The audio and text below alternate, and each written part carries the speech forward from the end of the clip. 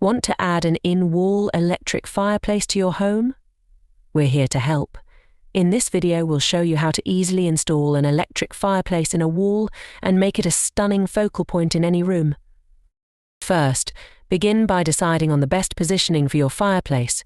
Make sure to leave enough fireplace clearance and access to an electrical outlet. Next, cut out the wall recess where the fireplace will be installed and build a sturdy frame to support the fireplace insert. Once the framing is in place, secure the mounting brackets and install the fireplace unit.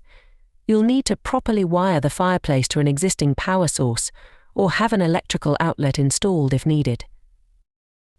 After that, simply secure the fireplace into the wall, following all safety guidelines, and ensure that it's level. Make sure to check the manufacturer's recommendations for ventilation to keep your unit running efficiently. And that's it.